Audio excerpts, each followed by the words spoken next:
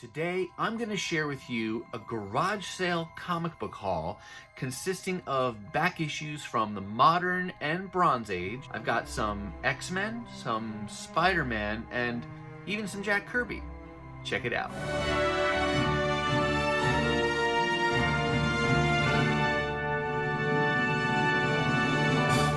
Hey everyone, and welcome to the channel. My name's Chris, and this is Northgarden Comics. So if you've been watching my recent videos, I've been kind of teasing that I've got some of these videos not made yet, but where I've got the content that I've got to get the videos made to show you some of these recent back issue hauls that I've been able to acquire, and we're getting to one of those finally today.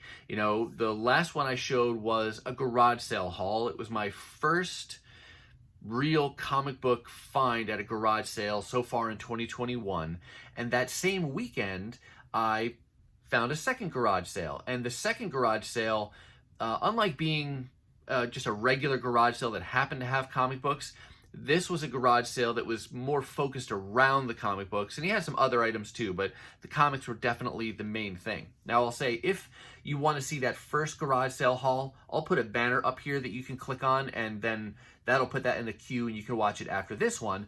But this garage sale was, again, same weekend. This was over the July 4th holiday weekend, and I'll share the story and those back issues in just a minute. But before I do, let me pause and say, if you're new to the channel, first of all, welcome. I'm so glad you clicked and are checking it out. If you like comic and comic related content like back issue hauls, new comic hauls, Transformers related things, any of those sorts of things, then please take just a second, hit that subscribe button. And as you watch, for everyone, if you see something you like, give it a thumbs up. And as always, let me know your thoughts and questions down below. Now to the garage sale story, garage sale number 2 from the July 4th weekend.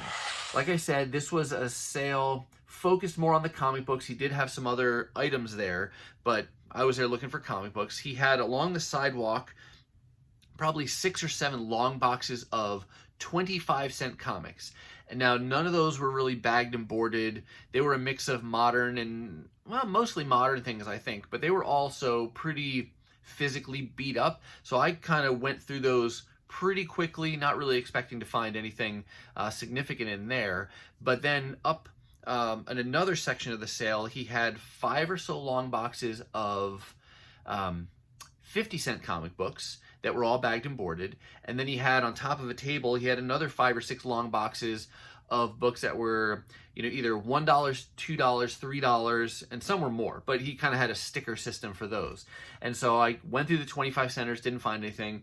I did find mostly 50-cent books. So I spent a total of $17 and came home with 33 books. So I've got 32 50-centers and then one whopping $1 book. So those are the ones I'm going to show you. So let's go ahead, spin the camera around, and we'll take a closer look at these books. All right, we're going to start things off with some XMen Legacy. In case you're wondering where this fits in kind of the comics publishing order, if you go back to 1991, we had the launch of the adjectiveless X-Men Volume 1 with Jim Lee at the helm. And that volume ran for 207 issues. And then what they did was something that's really less common today than it was back then.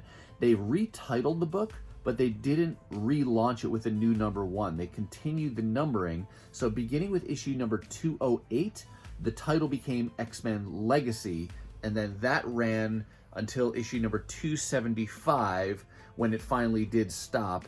And in the meantime, somewhere in like the 2010 time frame, a new X-Men number 1, which would be volume 2, that actually started separately from this. So X-Men to X-Men Legacy, and then it ended at issue 275. This is a volume I was not looking to collect all along. This has been the result of just kind of a growing wish list over time. Most of these X-Men Legacies, if not all of them, are pretty easy to find, pretty cheap. And when I say cheap, I mean, you know, dollar bins, 50 cents, and you can find them in good condition. And I think the evolution was that there was a certain part of the original X-Men run I was trying to complete. I don't even think it was the first 207, like the whole 207 issues, because I collected it when it first came out, and for the first like 30 to 50 issues or so, and then kind of phase away from X-Men for a while. And then I think my initial desire was to have like the first 100 or something like that. I forget where I drew the line, but then I don't know, are you like me where your wish list just continues to grow and you get close to that goal and you say, well, what the heck, I can find some more, especially if they're easy to find. The wish list keeps growing. So it eventually expanded out to all 207 issues of X-Men Volume 1. And now I'm definitely casually collecting XMen Legacy. This was a case where, as I looked at the garage sale, when I was first glancing through things, I wasn't finding a ton, but then I did find a few issues, and for 50 cents a piece, it's pretty easy to get them. So I grabbed this one. It was a lower number in the run. I think this is the lowest issue in XMen Legacy that I need at this point.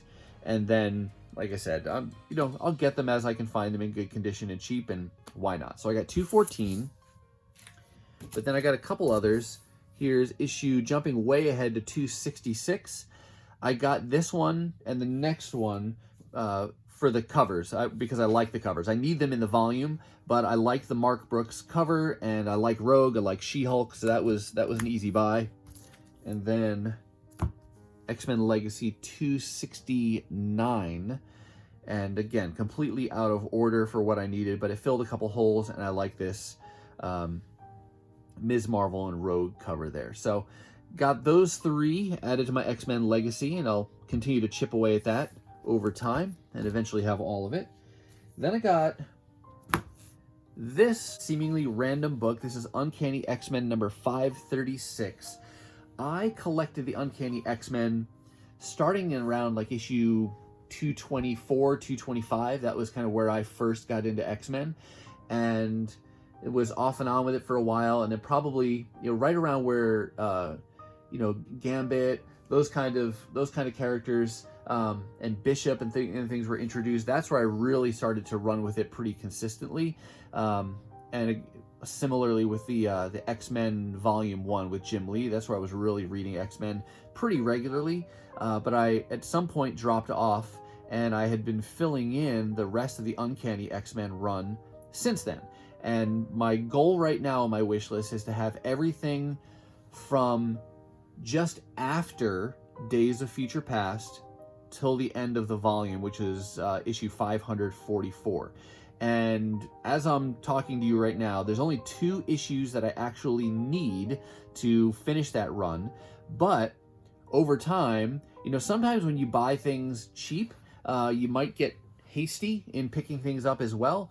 And I think it was earlier on when I was trying to start to fill out this run. I've learned to be a little bit more patient since then, but occasionally I would pick up a book and it wasn't in the best shape. Or Half Price Books is a chain around here, and they're notorious for putting price tag stickers right on the book, on their clearance book, so if it's 25 cents or 50 cents. And sometimes you can get those off pretty successfully, sometimes a little less successfully, and so you don't always get the stickiness from the sticker off of there. So all of that to say that there's a handful of issues on my wish list that I have marked as wanting upgrade issues at some point. This is not a key, it is not particularly valuable, and I paid 50 cents for it again here at this garage sale, but I think my old one either was really messed up along the spine here, or it had the leftover residue from a price tag sticker, but I had that on my wish list for wanting to find an upgrade. And so I found the upgrade, 50 cents, definitely a reasonable price, and I got that. And in case any of you are wondering, the way I track that, highly recommend using the CLZ Comics app. I will put information for them down below in the description of this video, but I've used that app now for years to track my collection, but I also track my wish list through there. And one of the cool features of the CLZ app is that you can create different collections, almost like if you use Microsoft Excel at all. Think of it as creating different tabs in your worksheet. And so I've got a tab, or I've got a collection that's called upgrades or replacements. I forget what I've named it, but I've got a tab like that, so it's completely separate from everything else in my collection. So even though I have a copy of this, I can have it marked as in my collection, but then under that upgrades tab, I can have this on my wish list. So it's just a helpful way to keep it separate to let me know which ones am I looking for to try to have upgrades of. So this was one, again, seemingly random, but it was on that list, so I figured for 50 cents, why not?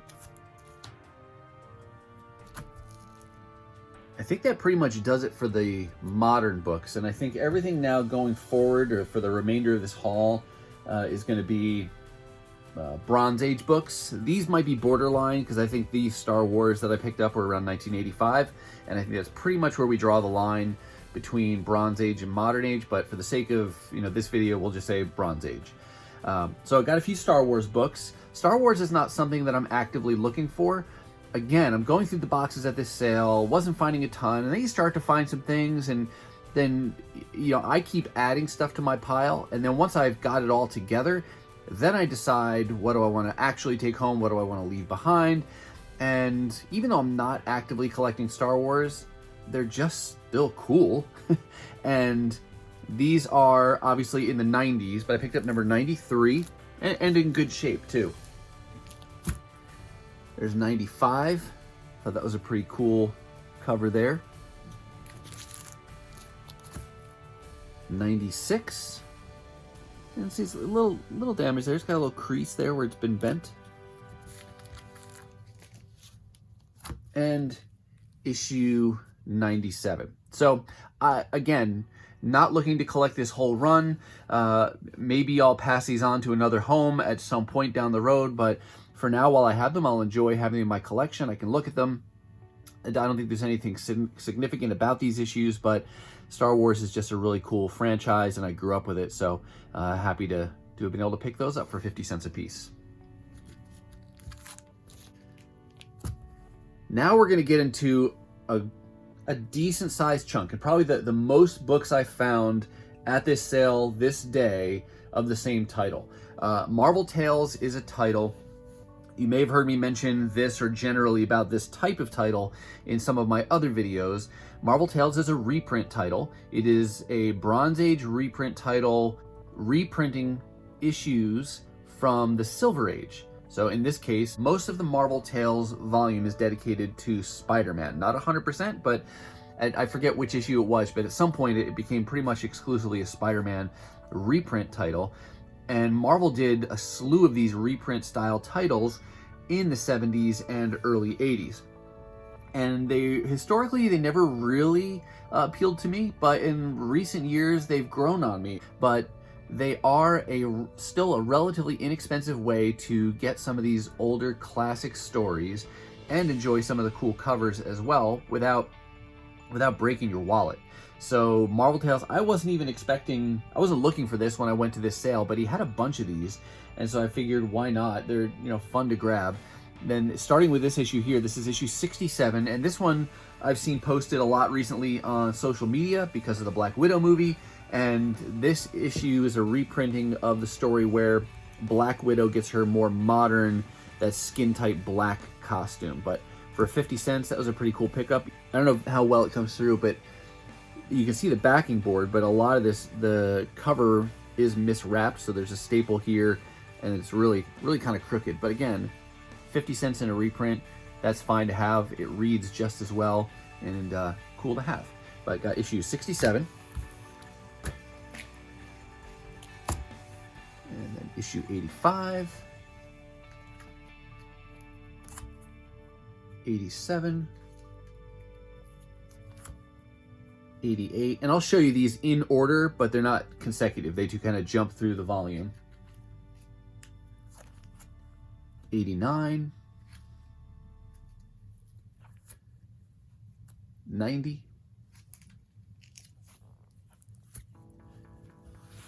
94, jumping ahead to issue 110, 113, 115, 117, 123, 125, And again, 50 cents a piece for all of these. 126. Now this next book is actually the one book I spent $1 on, so double the money, but still a really good price.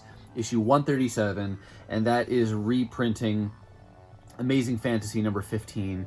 Such a classic and cool cover, and again, for $1, super happy to have it, even though it's a reprint, so no complaints from me on that. And then back to the 50 centers, got issue 152. So all of those were Marvel Tales, 50 cents a piece, and you know, they're in decent shape, and like I said, they're fun to have. What are your thoughts on the reprint titles? Do any of you collect these reprint titles? Do you know, ignore them and just try to get the first prints of the Amazing Spider-Mans in this case? Let me know your thoughts down below. And then at this point in the sale, you just start going, you just start grabbing books that you find. And so we're gonna jump over here to a title that I'm not collecting, I just like the cover. But here's Marvel 2-in-1 featuring Thing. And then look at all these guest stars. He's got Beast and Ms. Marvel and Nick Fury and, yeah, Wonder Man. Sorry, blank there for a second, but his title's right above him there. That was just a cool cover, like I said. And then there was also Marvel 2-in-1 number 72. And number 86. So again, when you just start going and momentum takes over and you just start grabbing these things and you figure they look cool, they're fun things to have. I love Bronze Age books, and for 50 cents a piece, it's hard to beat that, so they came home with me.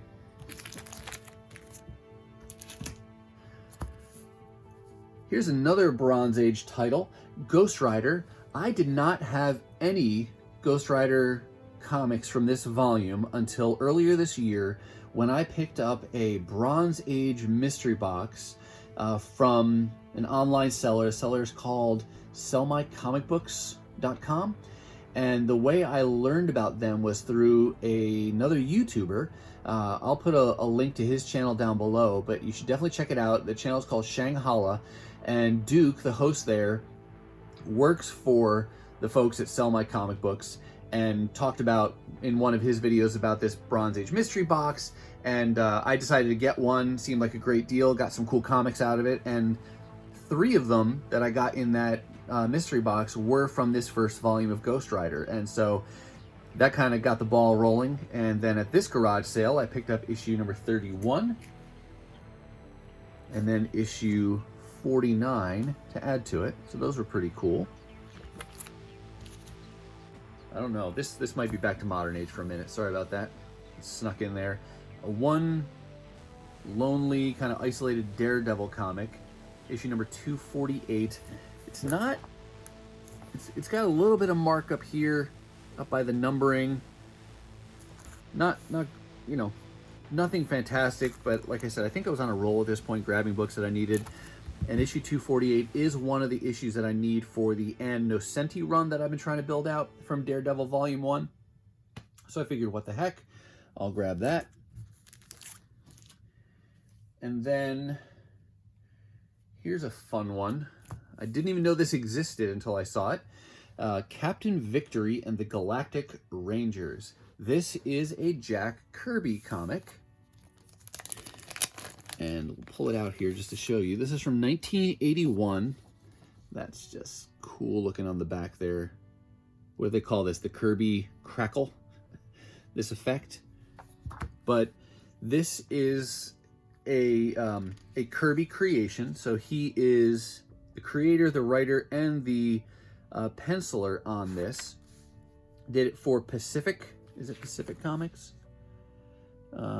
Yes, Pacific Comics.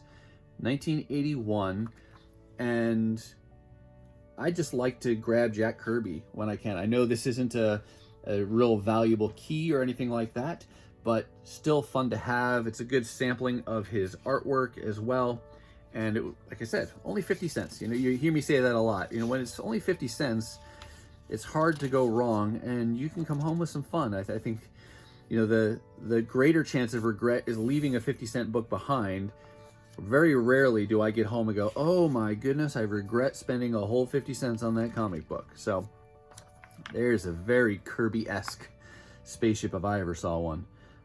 But cool to have this, and I thought this was funny too.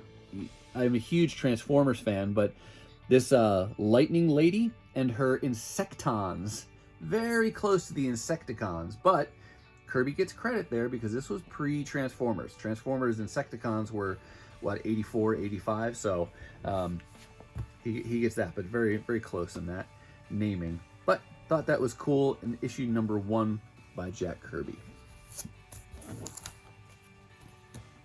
All right, 2 more books to show you. First one is this here from Atlas Comics. This is Demon Hunter number 1. I don't know if there were any subsequent issues. I don't think it was originally intended to be a one-shot, but I don't think this was around for a very long time. So I'll try to look and see how many issues this ran for. But for 50 cents, that seemed cool. I picked up a similar book a few years ago too. It was called Fright, Son of Dracula, which I got, I think, for $1/4 at a Half Price Books tent sale. So it's just kind of a cool looking cover, and I thought that was a fun pickup for 50 cents. And then one last one, Doctor Strange, issue number 21. The interesting thing about this comic is that the cover has nothing to do with the story inside. It says, was that Clea's gone mad, I can't stop her without destroying her.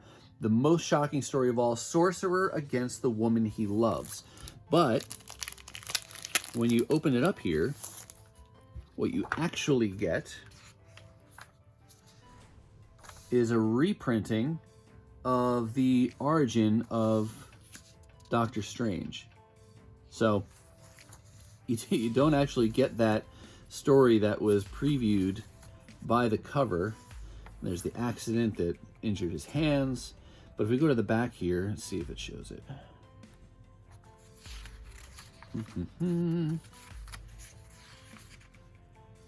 Ah, yeah, here we go.